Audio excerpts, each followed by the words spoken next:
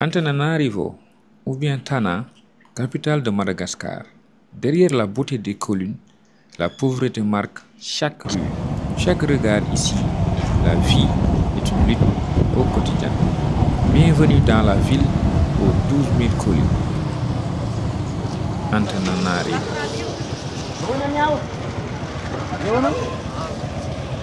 Vraiment dans le marécage. Donc en fait on a beaucoup de maisons sur pilotis et puis après on voit tous ces déchets qui sont jetés et qui sont vraiment difficiles. Alors les odeurs.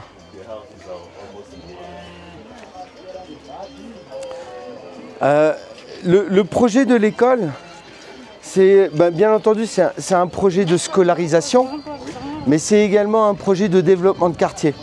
Ça veut dire qu'on a réhabilité les passerelles que vous voyez là. On a fait plus de 2 km de passerelles en béton pour que les enfants puissent accéder à l'école en toute sécurité.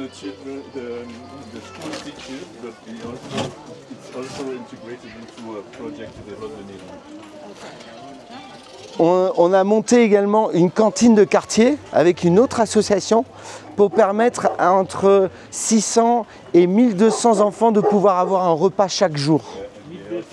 Ouais, entre 600 et 1200 enfants par jour. Enchanté. Et Abdoulaye, qui était avec nous. Oui. Donc, ah ouais, vous êtes arrivé en moto jusque-là. Ah, c'est sport, hein. Bien. Eh bien, bienvenue à tout le monde. J'ai un petit peu parlé pendant J'ai fait le travail de Nani. Voilà. Je vais juste reparler un petit peu de ce que j'ai dit auparavant. Oui. Donc en fait l'école elle a été construite dans les marécages d'Anosibé. C'est un marécage qui est laissé énormément à l'abandon. Voilà, et donc l'école est construite en 3e plan. Donc en 3e plan, très difficile d'accès, avec des petites ruelles, des passerelles. On a réhabilité 2 km de passerelles pour permettre aux enfants de pouvoir accéder à l'école en toute sécurité, mais aussi pouvoir chercher de l'eau aussi d'une manière un peu plus sécu. Et puis après, chercher de l'eau aussi. Comme je le disais tout à l'heure, il y a 3 bornes fontaines pour 15 000 habitants. Donc 3 robinets pour 15 000 habitants, c'est très peu. Et l'accès à l'hygiène, l'accès à l'eau, c'est essentiel. Et malheureusement, dans ce quartier, c'est un combat de tous les jours. Voilà. Tous les matins, à partir de 1 h du matin, on prend les bidons, on va les mettre aux bornes fontaines, en espérant qu'il y ait de la pression et que l'on puisse avoir un minimum d'eau pour remplir ces bidons. Voilà.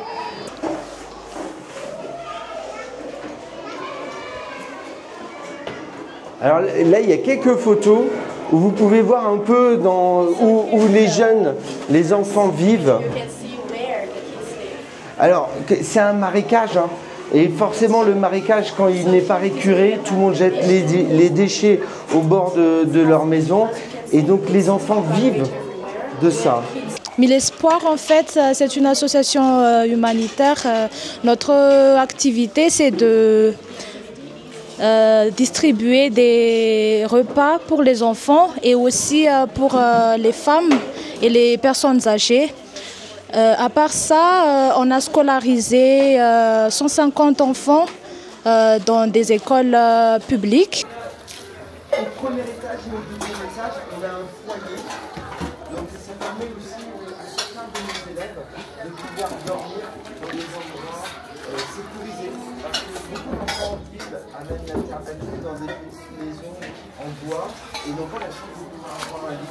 Donc on a au premier étage un foyer pour les garçons et un foyer pour les filles pour le deuxième étage. D'avoir de l'eau, de la nourriture, de travailler, de faire ses devoirs, d'avoir de l'électricité le soir et de pouvoir manger surtout. Il ne faut pas croire. Tout à l'heure, je vous ai parlé des gros problèmes que l'on a au niveau de l'accès à l'eau. Eh bien, on a fait un forage à plus de 30 mètres de profondeur. Ce forage, permet d'avoir de l'eau qui n'est pas forcément potable. Et donc, cette eau, on l'a fait filtrer par un bac de décantation, un bac à sable qui fait qui agrippe en fait toutes les métaux lourds, les bactéries. Et quand c'est... Alors, pendant 12 heures, l'eau circule à l'intérieur de ce sable. Donc l'eau qui nous intéresse, ce n'est pas l'eau de surface, c'est l'eau qui est en profondeur, qui est filtrée. Et quand elle est filtrée pendant 12 heures, elle va aller dans une cuve Et la Fondation Action nous a permis d'avoir accès à la fibre et donc faire venir 14 poteaux électriques du quartier jusqu'à l'école. Chaque semaine, on est lundi aujourd'hui, donc on a tous les lundis on change. C'est l'actu de la semaine, ouais. Ouais. Donc chaque semaine on change d'activité. C'est les élèves qui vont faire leurs recherches et les publier sur le journal de l'école. Et ce qui est bien en fait, c'est que c'est un endroit où les enfants font leur hygiène. Donc ça veut dire qu'ils vont se laver les dents, ils vont se laver les mains, et puis ils prennent le temps de lire.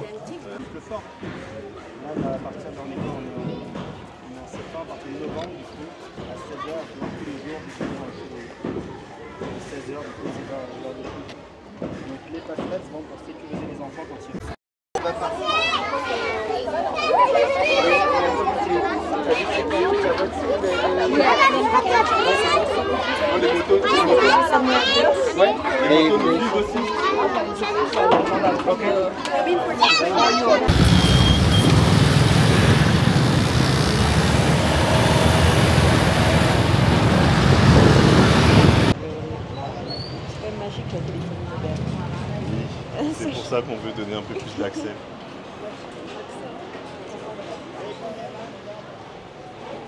Bonjour. Ça va? Nirine. Vous allez bien? Abdoulaye. Bien. Demande de la commune urbaine de Tana qui a demandé à la base à ce que la fondation finance toute la reconstruction. Et nous, on a dit non, nous, on ne veut pas financer de la construction sur ce projet-là. On veut être co-gestionnaire. Donc on est monté en plein période Covid, 2020, jusqu'à 350 personnes au niveau du centre. Là, Cheikh Nirine a préparé avec les résidentes et les résidents du coup, une petite danse de bienvenue. Du coup, je vais laisser Manaoun. Et après, je vais reprendre la visite des explications. C'est une danse...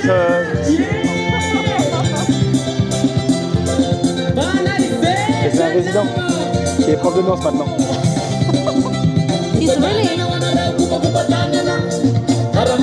Go to dance with them. Non, je suis pas bon.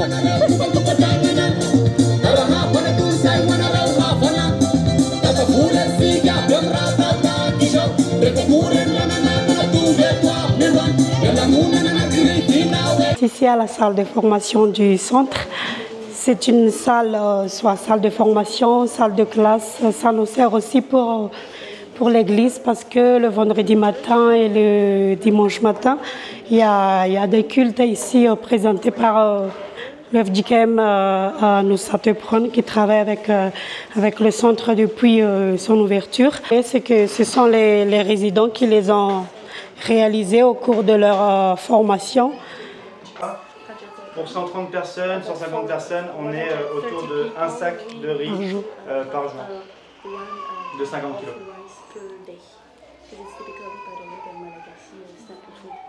Quand je suis arrivé au niveau du centre, on a décidé donc, avec l'équipe de créer un centre de formation à la couture, piqueuse plate et surjeteuse.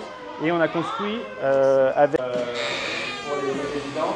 Donc là, cette fois-ci, il n'y a que des résidentes. La dernière fois, il y avait un résident et 9 résidents. Donc l'idée, c'est qu'ils ont une formation qui va durer 2 mois, 2 mois et demi. Et après, on va financer, via le programme Madu Tewa, on va financer du coup les jeunes femmes pour qu'elles fabriquent des culottes mensuelles dans les écoles qu'on pourra distribuer gratuitement. Donc du coup, chaque kit, donc ça c'est la taille moyen modèle. GM. GM, c'est les grands modèles. Du coup, on est sur du coton. Donc ça c'est hyper intéressant. On est sur du coton, on est sur du bambou. Donc c'est que des matières qui sont antifongiques. Et à l'intérieur, du coup, il y a bambou avec imperméable, plus bambou avec ça. Bien évidemment, c'est moi qui les ai testés. C'est le mamis bambou mtsanzana qui est bambou imperméable, c'est le bambou de souche. Chaque kit est Good. Là, du coup, les jeunes filles peuvent retourner à l'école sans tabou des règles. Donc c'est vraiment un enjeu, hein. Le tabou des règles est énorme. Et on me dit, Brice, pourquoi tu présentes les règles, du coup, t'es pas gêné? Moi, je suis pas du tout gêné de parler de règles, hein. Essayez, on a produit. Et du coup, même les équipes ont essayé, hein, pour savoir est-ce que ça démange, est-ce que ça gratte, est-ce que c'est confortable ou pas. Mais du coup, là, c'est le plus grand enjeu, la difficulté. Le dortoir du centre, en fait, c'est divisé en 3 compartiments. Tout ce qui est en bas, ce sont les familles nombreuses. Il y a des papas, mamans, il y a aussi des mamans qui ont beaucoup d'enfants, 4 ou 5 enfants. Tout ce qui est à gauche, ce sont les mères célibataires ou tout simplement des femmes célibataires. Et tout ce qui est à droite, ce sont les hommes seuls. On n'a pas beaucoup, hommes seuls, hommes célibataires. On n'a pas beaucoup, mais... Il y a des couples. Oui, il y a des couples ici, papa, maman, enfants. Ok, super. On essaie de les sensibiliser pour le rangement aussi, pour la propreté et tout. C'est la base en fait. Et ça par mois, ça va être 10 € par mois, 50 000 arrières par mois à peu près en location. Et les familles, du coup, pour donner un ordre d'idée, et les familles, du coup, elles ont un pouvoir du coup de location, mais qui va être dans ces ordres-là, 50 000 arrières par mois.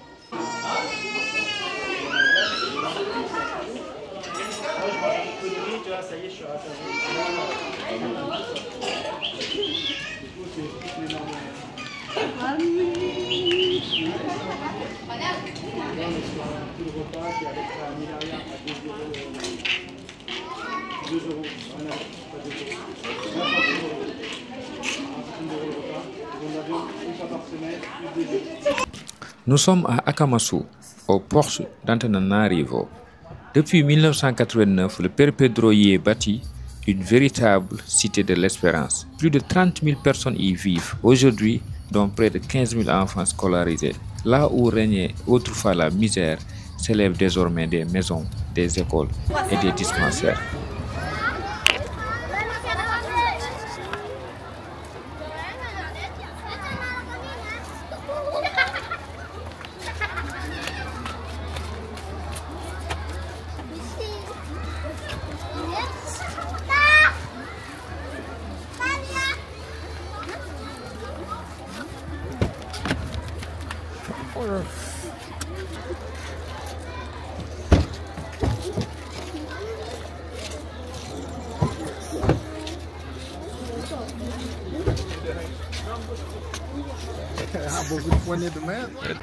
Ça va? Ça va? Ça va, papa?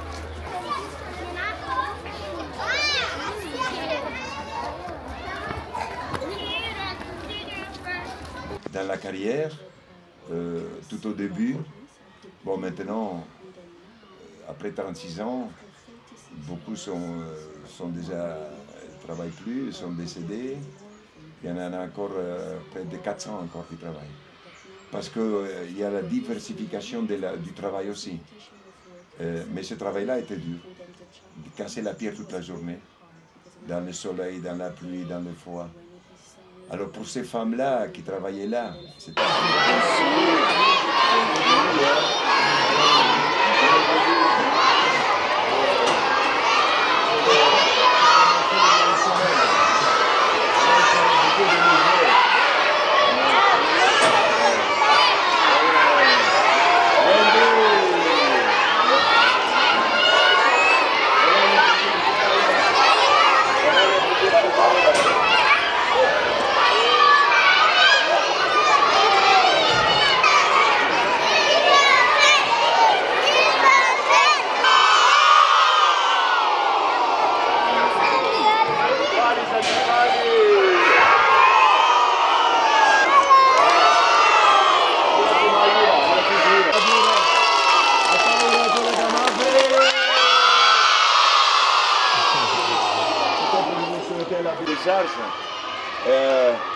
Et il a ramené encore ses enfants qui ne sont pas à l'école.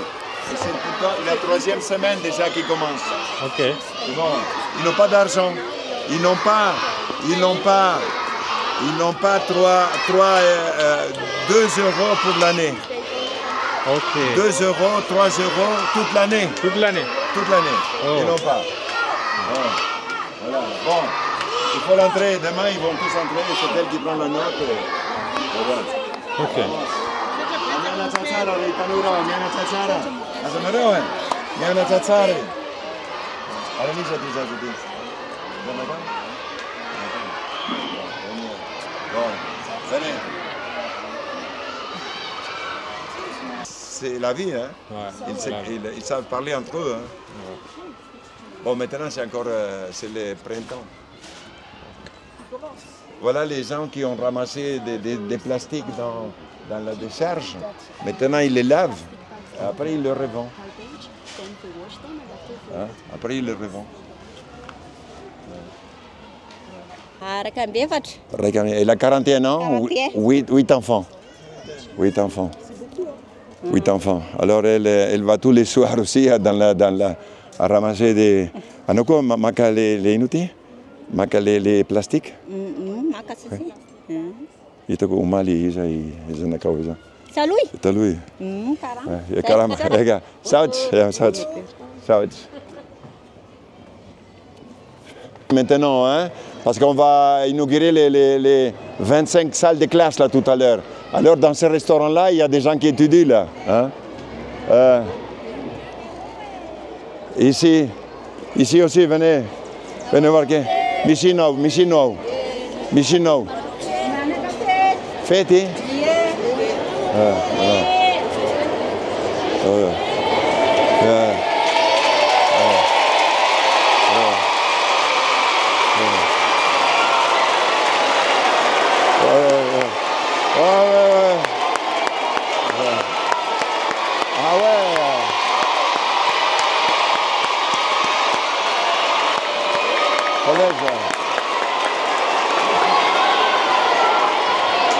Favita, hein? Como nunca?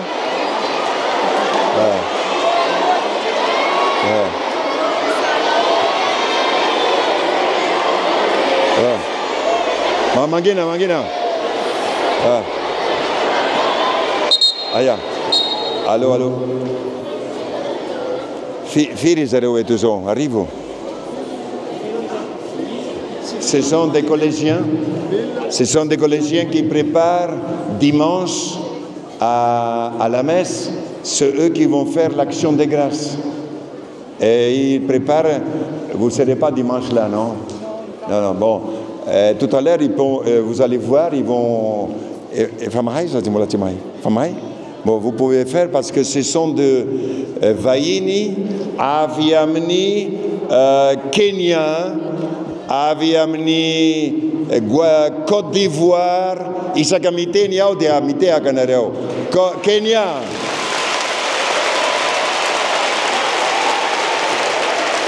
Côte d'Ivoire, Sénégal, Guadeloupe,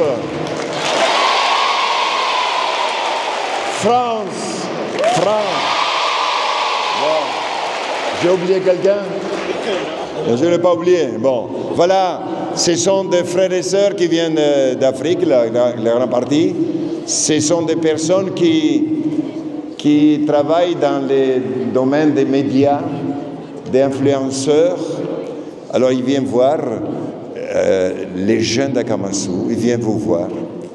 Alors si vous, tout à l'heure, vous pouvez faire cette répétition, c'est possible? C'est pas possible? Tout de suite ou dans 5 minutes? Tout de suite? Tout de suite? Bon, vous avez le temps? Tout de suite? Allons-y alors pour qu'ils voient bien de quoi vous êtes capable. C'est quelle salle, quelle classe? 6e? 5e?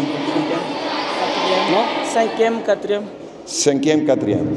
Voilà, c'est la classe des 5e, 4e. Alors, chers amis, montrez-nous de quoi vous êtes capables. Hein? Fiecka.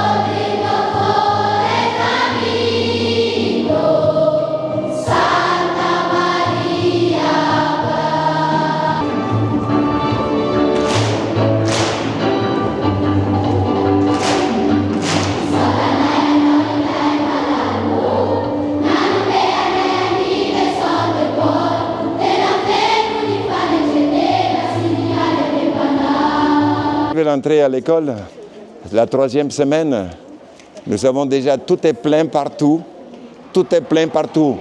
Quand c'est nous qui disons que c'est plein, les gens disent comment c'est plein. Il faut que mon enfant était... Quand c'est l'État qui dit c'est plein, bon, il part. Mais quand c'est nous qui est plein, dit non, mon enfant doit entrer. Bon, on va les faire entrer. Bonne chance. Barasinja vorrai in Europa mi narazzara anche se, mi narazzara. Sac.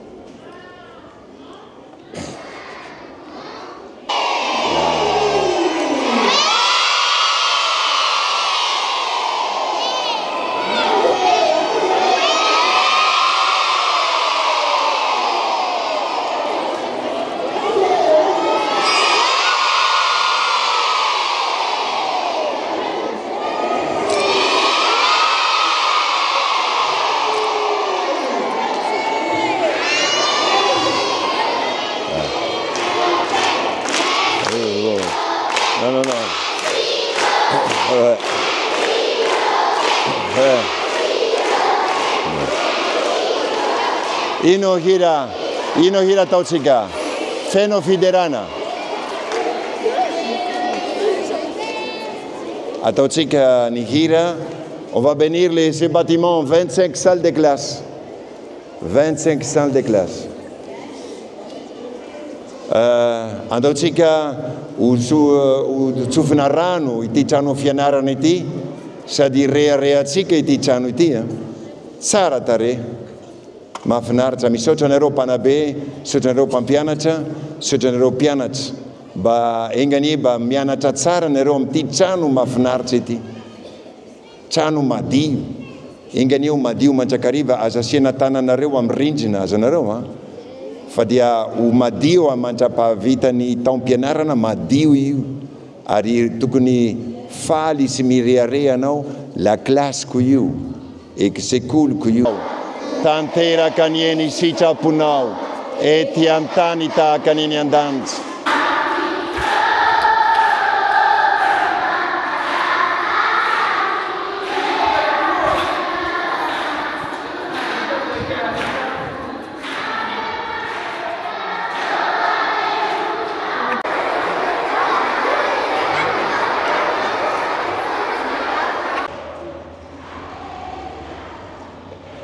Ils amènent quelque chose de pas bon là. Oui. Alors ils le mettent là dans ce trou-là. Oui. Regardez, ici, c'est plein de poussière ici, plein de poussière, tout le temps. Voilà, une école si belle comme ça, dans quelques mois, sera plein de poussière là. Parce que, et ça, il a dit, on va faire un air de repos et un jardin pour des lieux de sport aussi. Et il dit, on va vous donner à vous, à Kamasou, de gérer ça. Comme c'est nous à côté.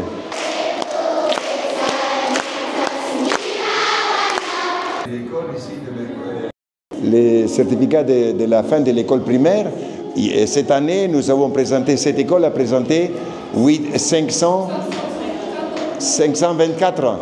Il y a combien qui n'ont pas passé? 8? Combien? 518 qui ont passé. Il n'y a que 6 qui n'ont pas passé sur 5 ans. Allez, on y va. Hein? Partout c'est plein. Partout c'est plein. Plein de toutes les classes sont pleines partout. On dirait qu'il n'y a personne. Hein? Sinon que là, quand on est ici, il me dit, il n'y a personne ici. Alors voilà. Quand vous avez tant de jeunes, il faut qu'il y ait aussi des infrastructures sportives. Juste pour montrer, venez ici, nous on ne va pas en ville à bagarrer avec les gens qui vendent des choses. On reste ici. Alors regardez tous les livres qui sont écrits sur nous déjà. Hein? Et quand je vais en France, les gens me disent, mais on ne connaît pas ça. Bon, je dis, je vous félicite. Parce que ça fait 38 ans, 36 ans que je voyage en France, que je vais en France tous les ans. Et les livres qui sont sortis, les maisons d'édition m'ont fait faire un tour de toute la France pour témoigner.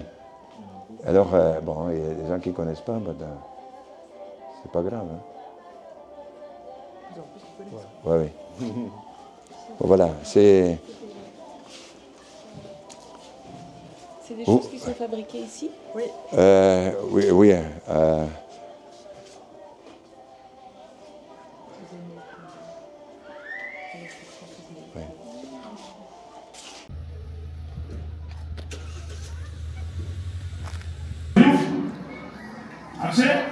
Akse parpon yu. Sale yin sale ba akse malawi akse parpon. Yom yu ne yu. Klike ne yu ne. Diska zalala ne nazo marmar. Yesa diska kolekte preso iti ya. Yetu kunu werle saneu. Falamu diska ka kolekte amni table. Diska rotse ne dia table saneu.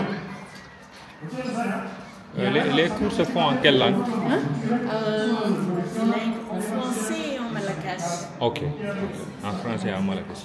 Ok.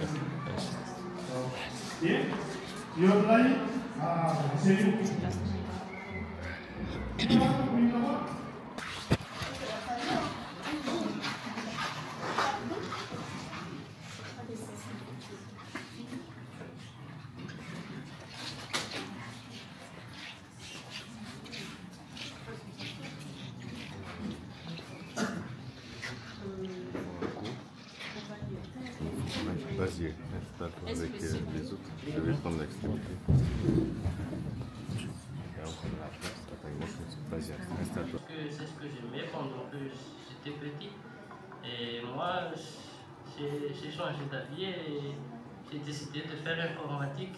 Et mon cousin m'avait dit qu'à Kamasu a des enseignants qui sont des excellents professeurs. Et alors, j'ai choisi de faire l'informatique ici. Et on est maintenant, on est deux. Et j'aimerais continuer jusqu'à la licence. C'est tout ce que j'ai à dire. Merci.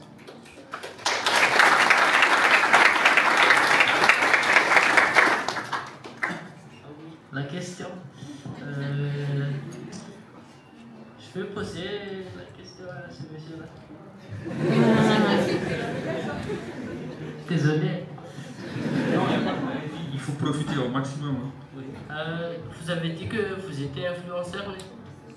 Oui. Oui, j'aimerais connaître le salaire d'un influenceur.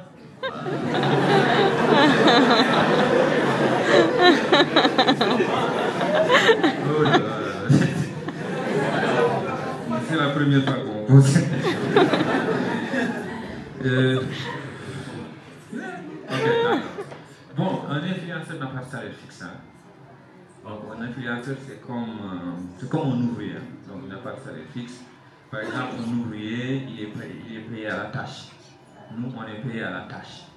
Donc, c'est pourquoi, d'ailleurs, il est important d'avoir un métier à côté. Parce que moi, je suis père de famille. Donc, j'ai une femme et des enfants à nourrir. S'il n'y a pas une société qui est intéressée par ce que je fais, par exemple, mes enfants risquent de ne pas manger du tout. D'accord? Donc, j'ai un métier. Et des fois aussi, on a des coûts où on reçoit beaucoup d'argent, hein, je vous le dis. Ouais, moi, j'ai eu des coûts, par exemple, j'ai fait une collaboration avec Samsung, avec Orange. Ils m'ont payé beaucoup d'argent, hein, donc ils ont multiplié mon salaire presque par 10. Mais ça n'arrive pas tout le temps. Donc, et pour arriver à ce niveau, comme il a dit tout à l'heure, il faut créer des contenus de qualité. Il ne faut pas être dans les détails. Par exemple, moi je suis spécialisé que dans la technologie. Et dans mon pays, il n'y a que moi qui fais ça. Je suis le seul influenceur tech là-bas. Donc les sociétés tech qui viennent, qui veulent faire connaître le produit, ils sont obligés de passer par moi. Il y a des moments où même j'ai refusé certaines collaborations parce que je suis très sélect. Je suis très sélect.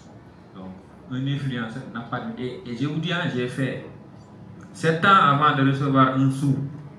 Ça aussi, c'est bien de préciser ça. On ne se réveille pas avec 1 million de followers. On commence par 1, 2, 3, 100. Et ça prend du temps à construire une communauté. Ça prend beaucoup de temps. Tu vois. Donc, après, tu vas demander à chacun d'entre eux ici combien de temps ils ont fait pour atteindre ce niveau-là. Moi, personnellement, j'ai commencé depuis très longtemps. Avant l'existence de TikTok, etc. J'étais sur Facebook, sur Instagram, YouTube, etc. Mais je n'ai pas de salaire fixe. J'ai un salaire qui provient de mon métier d'informaticien. Mais en tant qu'influenceur, on a des... Voilà. Tu vois. Merci.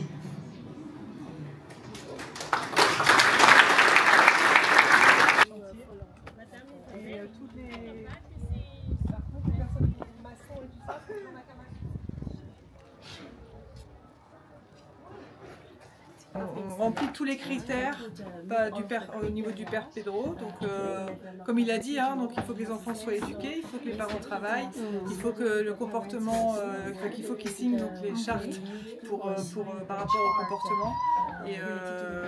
Et donc voilà. Et donc là, ils peuvent avoir une maison comme ça. Vous êtes combien ici?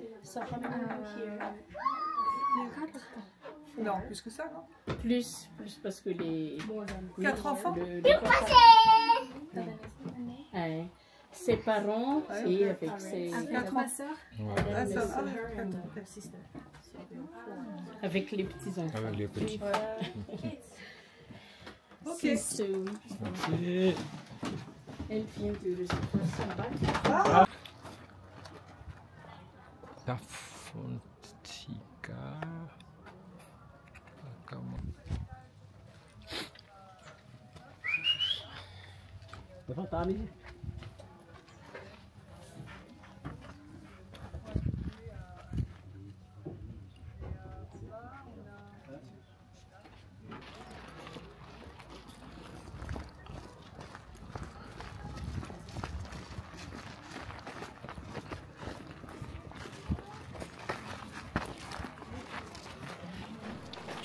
Ici s'achève notre voyage. Dans les collines d'Antananarivo, nous avons vu la douleur, mais aussi la force de l'espérance.